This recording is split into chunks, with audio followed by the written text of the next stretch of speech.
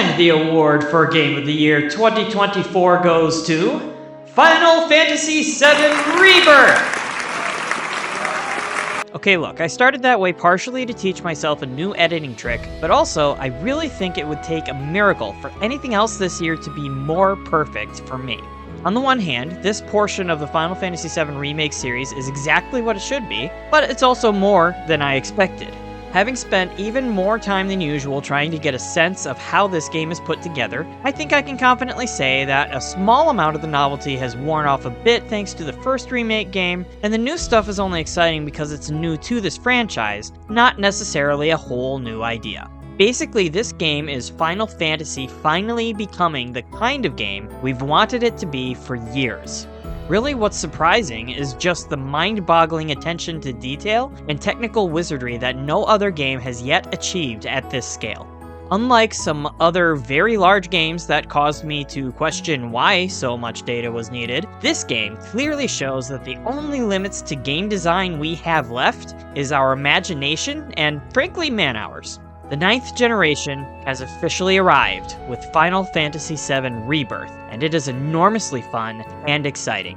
Let's begin.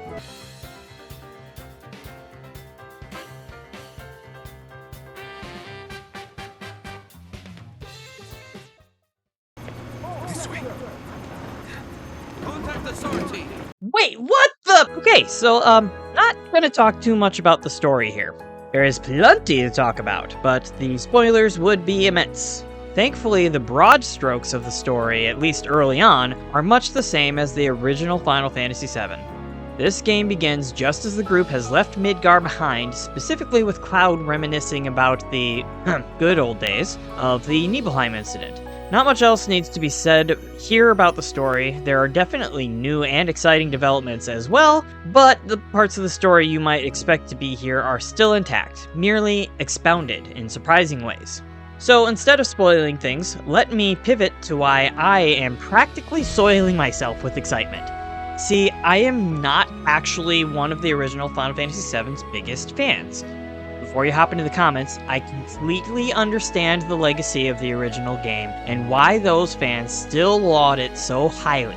But frankly, it's a game I missed growing up, and by the time I tried it several years later, it already felt old as sin, both the graphics and the gameplay. That's why this remake series is so exciting for me. I missed my chance to connect with these characters and the story, and this series is totally making up for the time I lost. To add to this, much as I enjoy turn-based RPGs, I am shockingly bad at them. Almost 30 years, and I'm still trying to finish a Pokemon game. Yes, I know, wait for me. But now that Remake is more like an action RPG, even as it retains many of the turn-based gameplay concepts, I can finally get through and experience it to the end. So, love it or hate it, I for one am so very happy to have this new series so I can finally enjoy the world of Gaia like other fans have for decades already. Full disclosure, I had to rewrite this script from scratch. Usually I'm able to just put my thoughts to paper and roll with it, but I almost way overdid the gameplay section for this game. Suffice to say, this is among the best looking and best sounding games on the market, and at least some of that is likely thanks to the 2 discs this game is stored on. Honestly, what floors me about this game and its overall performance is that usually we get one of two things. You get a lot of random crap that gets nailed to the floor to save space for the important stuff you interact with, or you have fairly small spaces with lots of random crap you can toss around, if that's what you want to do. At the risk of getting ahead of myself, this game is mostly a very open world. It's pretty darn big, but no detail is spared here, even down to each location's set dressing. It's just fascinating to me to see the random crap strewn about look like actual random crap that belongs there. It's probably just me, but I find that really impressive in a game like this.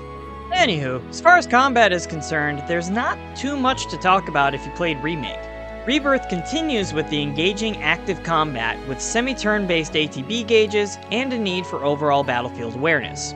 We do have a new perfect block that nullifies all damage if you can time it right. There are still unblockables, of course, but this is a neat natural upgrade. Far more exciting than that are the synergy skills and abilities. Taking some cues from Chrono Trigger, you can now unlock and utilize a variety of team-up abilities, with synergy skills being available at any moment, no ATB needed, and actually it helps to build ATB. And synergy abilities have their own special meter, which builds up when you use certain other ATB abilities, and then you select it from the menu. Not only are these completely awesome and nearly as powerful as limit breaks, they even come with other buffs, like boosting your limit breaks, unlimited MP, and who knows what else. I've only been on this game for a few hours at this point.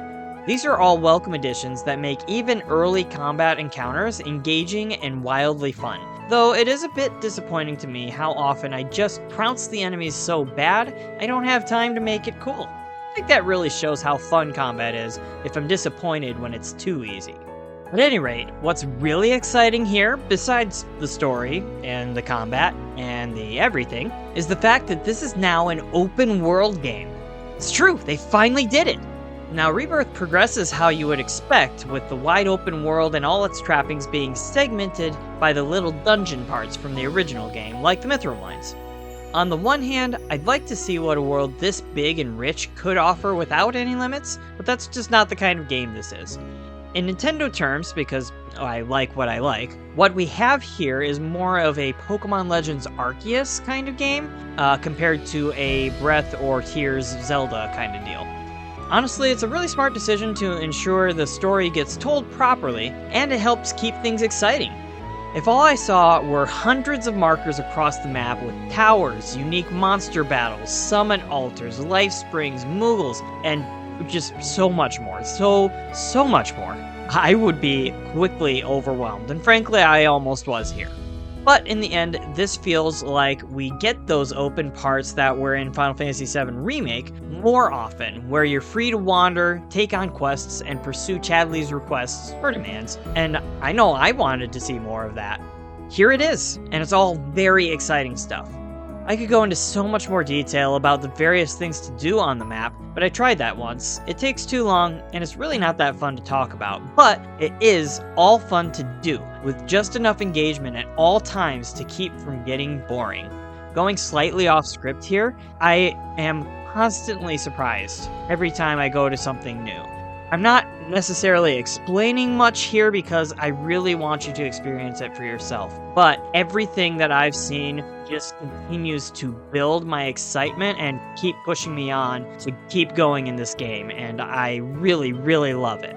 So now, I've spent even more time playing Rebirth, and while I'm still not saying much about how they keep you busy exploring the world, I can promise constant delightful surprises throughout. Some of the things I've found in the wider Junon area, close to where the demo was, have been so utterly hilarious and wonderful. I could go on and on and on about every little thing that surprised and delighted me so far throughout this game, but I had the wise idea to avoid the latest state of play diving deep into the many offerings promised in Final Fantasy VII Rebirth, which has left me feeling downright giddy about every new experience, not knowing exactly what to expect. If you've managed to avoid those spoilers as well, I'm not willing to ruin that experience for you. Every last new thing I've run into in this game has been a surprise and a delight, and I don't see that changing for me anytime soon. Probably goes without saying, I seriously hope every last player who can will at least try this game, and I hope you see what I see, why this feels like something truly special, the definitive PS5 experience so far. There you have it, Final Fantasy VII Rebirth, a wonder of a game with scale and detail to match the power of the PS5, and I love everything about it. I hope you get a chance to play soon. I'm still looking for a work/life/hobby balance that will allow me to release content more regularly. Princess Peach Showtime just came out, and I'm really enjoying it. You can expect a video on that. And I still promise to get those 2023 game reviews out. It just might take me all of 2024 now. Who knows, but I'll get it out as best as I can. Enjoy the world of Gaia, and I'll see you soon!